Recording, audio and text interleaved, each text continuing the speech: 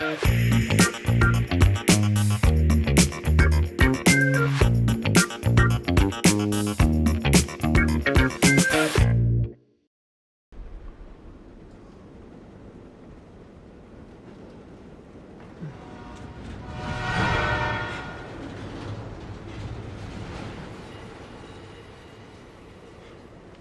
took your advice. It was good advice. Thank you. Watch it. You look pale. Everything okay?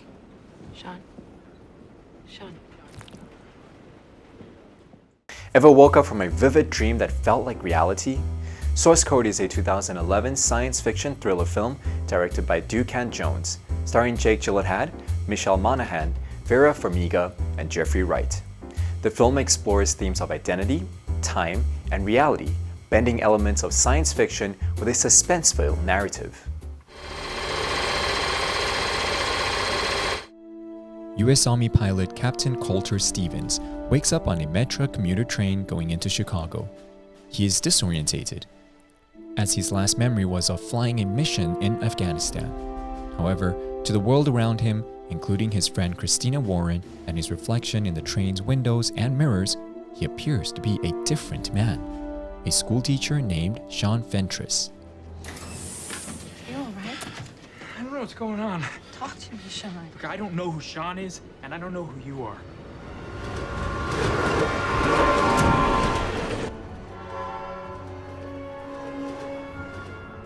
Okay, we'll get off at the next stop. We'll figure out whatever's going on here, okay? This doesn't belong to me. Look at me. Everything's gonna be okay.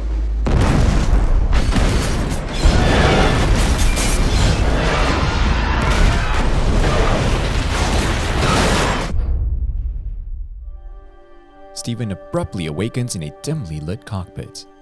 Communicating through a video screen, Air Force Captain Colleen Goodwin verifies Stephen's identity and tells him of his mission to find the train bomber before sending him back to the moment he awoken on the train. Believing he is being tested in a simulation, Stevens finds a bomb in a vent inside the lavatory, but is unable to identify the bomber. Still thinking he's in a simulation, Stephen leaves the bomb and goes back down to the main cabin before the train explodes again. Stephen awakes and is briefed. At 7:48 this morning, Central Standard Time, a bomb exploded on a commuter train outside of Chicago, killing everyone on board. And that's the train that you've been on. No, I'm right here. You're talking to me right now. A man named Sean Fentress was on that train. He, for all intents and purposes, is now you. Every second spent explaining things puts more innocent civilians at risk. This makes no sense. The train explosion was the first attack of a series. There are going to be more. Now, did you find the bomb? Stevens reports his findings and is sent back yet again, 8 minutes before the explosion to identify the bomber. This time, he disembarks from the train with Christina to follow a suspect. This turns out to be a dead end. The train still explodes in a distance, and Stevens is killed by a passing train after falling onto the track while interrogating the suspect. The capsule power supply malfunctions as Stephen reawakens. He claims to have saved Christina, but Dr. Rutledge, the creator of the simulation, tells him that she was saved only inside the source code. Rutledge explains that the source code is an experimental machine that reconstructs the past using dead passengers' residual collective memories of 8 minutes before their deaths. Sean Fentress died on that train. Of all the passengers aboard, he was your best link. You two share compatibility in terms of gender, body size, and your synaptic maps. What happens after the 8 minutes? After, nothing. You cease to exist on the train. You cannot exist inside the source code beyond Fentress's 8 minutes. Source code is not time travel. Rather, source code is time reassignment. Goodwin informs him that there will be a second attack in Chicago, and the only thing that matters is finding the bomber to prevent it. On the next run, Stephen learns that he was reported as killed in action 2 months earlier. He confronts Goodwin, who reveals that he is missing most of his body, is on life support, and is hooked up to neural sensors. The The capsule and his healthy body are manifestations made by his mind to make sense of the environment. Stevens is angry at the forced imprisonment. Rutledge offers to terminate him after the mission, and Stevens eventually accepts. After numerous attempts, including being arrested by train security for trying to obtain a weapon, Stevens identified the bomber through a fallen wallet as the nihilist domestic terrorist Derek Frost. He memorizes Frost's license and vehicle registration plates and discovers a dirty bomb built inside a van owned by Frost. Christina follows him, and Frost shoots both of them. Why? Oh. You mean why this? Because the world is hell. But we have a chance to start over in the rubble. But first there has to be rubble. You're a teacher, you understand.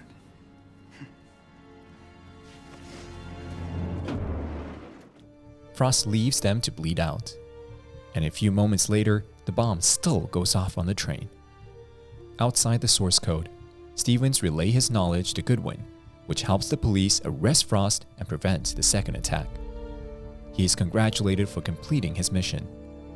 Rutledge secretly reneges on his deal to let Stevens die, as he is still the only candidate able to enter the source code. Being more sympathetic to his plight, Goodwin sends Stevens back one last time and promises to disconnect his life support after 8 minutes. There will be no coming back. I'm gonna save her, Goodwin. It was an honor, Captain. And I thank you for your service. Good luck.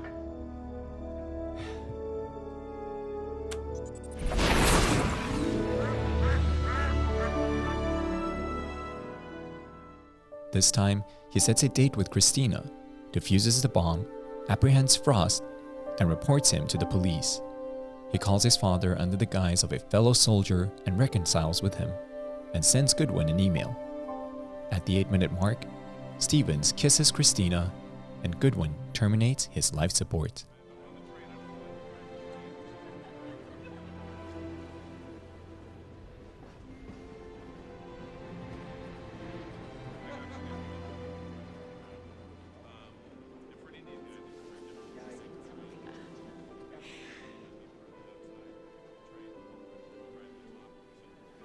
Everything's gonna be okay. As the world around him continues to progress beyond 8 minutes, Stevens confirms his suspicion that the source code is not merely a simulation, but rather a machine that allows him to create alternate timelines. He and Christina leave the station and go on a date. In the same alternate reality, Goodwin receives Stevens' message. If you're reading this email, then source code works even better than you and Dr. Rutledge imagined. You thought you were creating 8 minutes of a past event, but you're not. You've created a whole new world. Goodwin, if I'm right, somewhere at the source code facility, you have a Captain Coulter Stevens waiting to send on a mission. Promise me you'll help him. And when you do me a favor. Tell him everything is gonna be okay. Source code explores complex themes such as identity, the ethics of technology, and the nature of reality. It raises questions about free will, determinism, and the potential consequence of advanced technology that can manipulate time and consciousness. The film also dives into human desire for redemption and the search for meaning, even in extraordinary circumstances. 接下来我们揭晓今天的学习内容。The phrase for all intents and purposes is an idiomatic expression that means in every practical sense or in effect. It is used to indicate that something is true or accurate in most situations or for most practical purposes, even if it's not technically or absolutely true in every detail. For example, for all intents and purposes, the project is complete, even though we still have a few minor tweaks to make. The phrase "start over in the rubble" is a metaphorical expression that suggests rebuilding or beginning anew after a major setback, failure, or destruction. The rubble symbolizes the remnant of something that has been broken down or destroyed, whether it's literal physical structure or something more abstract, like a career, relationship, or plan. the phrase conveys resilience and the determination to rebuild despite difficult circumstances. For example, after the earthquake, the community had to start over in the rubble, rebuilding homes and lives from scratch. And that's it for this episode of Cinephile. You can find more on the Funday website. Let's make every day a fun day. I took your advice. You're gonna move to India and become a guru. Careful, ma'am. Yeah, I'm gonna go find myself in the mountains. Well, maybe you'll have a cup of coffee with me before you go. Yeah, I'd like to do that, put it to the test. All right, good.